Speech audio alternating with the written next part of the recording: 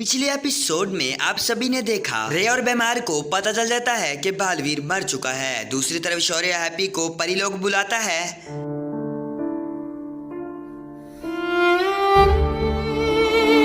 और अब बारी है आगे की कहानी की।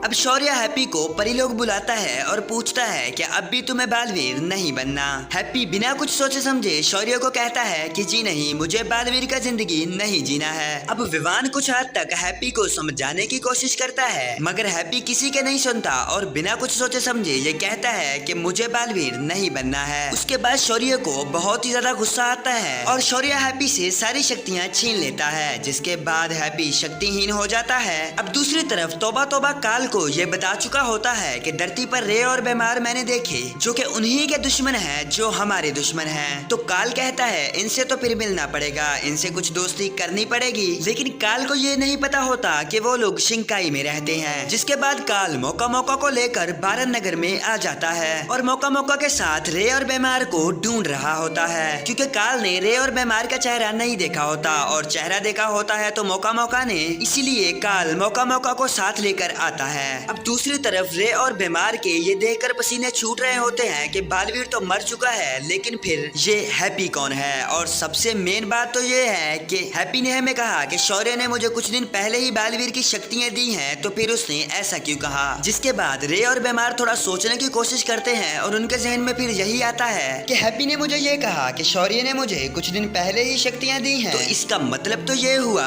कि हैप्पी बालवीर नहीं है। मगर उनके जहन में ये नहीं आता कि ये उसका हम शक्ल है, बल्कि ये आता है कि ये कोई और ही हो सकता है जिसे बालवीर की शक्ल दी है शौर्य ने और शक्तियां दी हैं। जिसके बाद रे के दिमाग में ये प्लान आता है कि अगर शौर्य ने हैप्पी को नई नई शक्तियां दी हैं तो फिर उसे शक्तियां यूज करनी नहीं आती होंगी, जिसका हम लोग फायदा उठा सकते हैं। हैप्पी को अगवा करके उससे सारी शक्तियां छीन कर और भी ज्यादा शक्तिशाली बन सकते हैं। अब तौबा तौबा रे की बात को बीच में से काटता है और कहता है अरे तुम कितनी बार हासिल करोगे बालवीर की शक्तियां। तौबा तौबा रे को कहता है कि तुमने जितनी बार भी प्लान बनाया वो फेल ही हुआ। वीर लोग शौर्य और परियों और बालवीर से तुमने हमेशा मुंह की खाई है, तुम तो चुप ही रहो। और फिर मजे मजे में तौबा तौबा बेमार को कह देता है कि तुम कुछ सोचो, तुम कुछ प्लान बनाओ, ये मेरा हुक्म है। जिसके बाद रे तौबा तौबा को एक जोरदार थप्पड़ मारता है जो कि आपको अक्सर देखने को मिलता है। और फिर बेमार रे को कहता है कि तुम्हारा प्लान कुछ हद तक ठीक है, पहले तो हम जल्दी से बारन नगर चलते हैं, हैप्पी को ढूंढते हैं, उसके बाद सोचेंगे कि उसके साथ क्या करना है। और वो फिर से बारन नगर वापस चले जाते हैं हैप्पी को ढूंढने के लिए।